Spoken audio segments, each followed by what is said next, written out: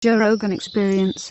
Human trafficking. That's another thing that we don't talk about. Yes, that is another thing that just goes in and out of the news. We were talking about on the podcast the 39 or 35 kids that were rescued in Georgia. Yeah. And it was a blip in the news. Like how, and but meanwhile, I saw 1,000 articles on how mean Ellen is. Yes. Ellen's mean. She's so mean. Meanwhile, there's like people are out there risking their life to stop human trafficking. They're rescuing children Yes. from human trafficking. Yes. What is this? U.S. Marshal. Wow, 72 million missing children. Missing. Excuse me. 72. Did I say million? 72 missing children across Indiana, Iowa, Ohio, and Georgia in the past several weeks. In the past several weeks. So what is this is where these. So when you read an article like that, U.S. Marshals rescued 72 missing children. This is where like all the QAnon people get crazy because they think that Donald Trump is secretly working behind the scenes to stop child trafficking and that there's like some secret cabal in the government that wants to enable this shit. Right. And then Facebook bans QAnon and everyone's going crazy now. Yeah. Like this child trafficking thing is real. It's real. It has always existed. Did you know that Houston is actually one of the hubs for child trafficking in the U.S.? Really? Yes, it is. Now, how do they find out about child trafficking? Like, how do they infiltrate? So usually it's local law enforcement that recognizes some abnormalities in the behavior of some of the children. Usually it's certain areas, certain shops, certain businesses that are kind of harboring these people. A lot of them just get stopped because, I mean, it's kind of really odd if you're in a van or an 18-wheeler and then there's like 20 kids in it. It's weird. And we, as a culture, have got to work with local law enforcement to start to curb this thing because that's where the rubber meets the road. I don't know if you saw the story. I don't know if you could pull it up, sir, but if you saw the story about the flight attendant that helped out. Yes, the girl. That recognized the abnormality of a girl on a flight by herself and saved her life. Yes. And they had the authorities on the ground when the plane landed. Yeah. Waiting. Yeah. We have got to see more of that. And so this is how we talked about in the Army. You got to police your own troops. We got to police our own. If we are just acutely aware of the abnormalities and the behavior of young children who clearly are under duress, we cannot turn a blind eye to it. Why is this not a bigger story in mainstream news? This is one of the things that concerns me. I don't understand why you're not seeing this on CNN. This is every day. Yeah. Why aren't we seeing this every day on CNN? Right. That story right there should be leading on everything. Primetime news. Everything. That should be leading. 72 missing children rescued. Yes. So how are they it can't be just that they're randomly discovering what these kids in a truck or they see a kid on a plane acting weird and that's how they catch everybody. Like how are they infiltrating? Like because there's also a bunch of guys that are former spec ops guys that are working to fight child trafficking. How are they doing this? So the solution to this, in my opinion, I'll get to your answer in a second. The solution to this, in my opinion, is actually, and I would be in huge favor of this, of literally starting a separate task force to address this in known hotspots. The other way we're finding out, to answer your question, the other way that we're finding out as to how they're infiltrating is really if you go to hubs of the world like Houston, you go to coastal cities where people are actually bringing people into the country.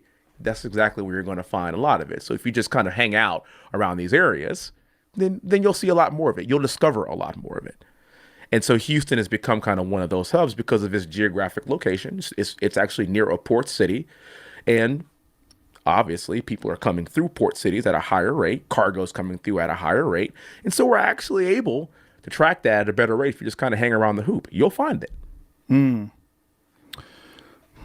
So how are these people communicating? Oh my goodness! It seems like if the government can use programs like Edward Snowden revealed, like how are they organizing these things and where are they getting these kids from?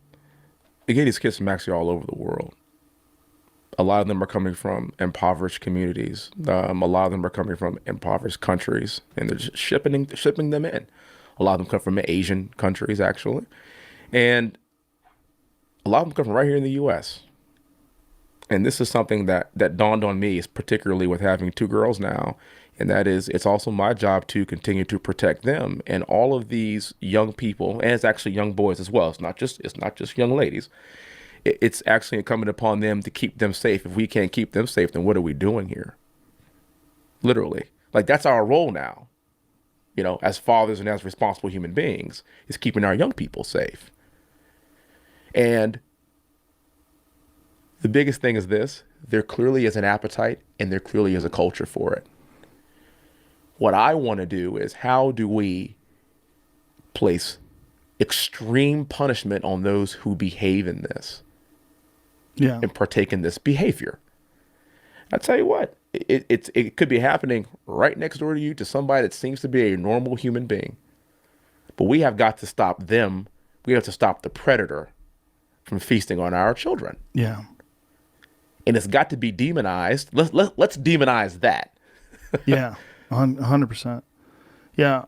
How are these people communicating, though? Are they doing it through the dark web? Are they doing it through forums? Are they using code? Like, how are they doing this? I've heard all the above. Yeah.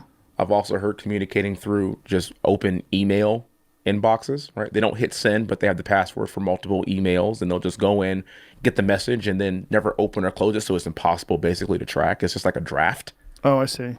And so other people have the login to the account, password, and they check it out through the draft. Oh, that makes sense. It's funny because this subject, because of things like Pizzagate, the subject became so taboo that no one wants to talk about it because it sounds preposterous, because Pizzagate was so preposterous. Right. A guy shows up and with a gun looking for kids that are tied up in the basement, and everybody's like, oh my God. There's nobody here. Everyone's wacky. These child sex trafficking fanatics that are interested in this and that are trying to stop this, they're all crazy people. Right. But that's not really the case. Right. The problem with something like Pizzagate is that it confuses everybody. Yeah. And you start thinking that all this stuff is nonsense. But then these stories, they make it to these websites, and you see that this is a real thing. These are real news stories, but then they don't get talked about in mainstream. That's right. And then we lose track of who the real enemy is. Yeah. That's a real enemy, not Ellen. And that's dangerous. You're right. Not Ellen. Being mean to her assistant. Just fuck. It's so ridiculous. Just what we care about is so bizarre. Yeah. It's such a symptom of how sick we are as a culture, and that our priorities are so skewed, and that this is sort of accentuated by our addiction to social media. Yeah. And that people are concentrating so much on things that are trivial and nonsensical. What's up, buddy?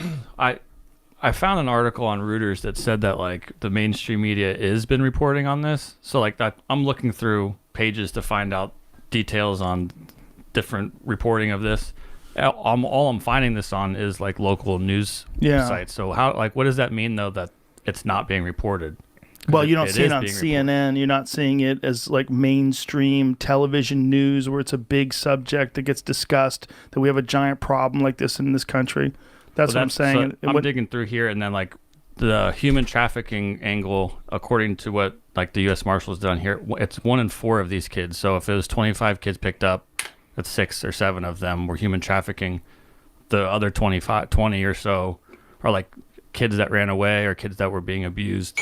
And they found them because they were missing. So some have been missing for 2 weeks, some up to 2 years. Wow. So not every kid is in a human trafficking. That's those 72. That's 72. Okay. The ones, the 35 though in Georgia, I think those were all same thing. Yeah. Same kind of thing.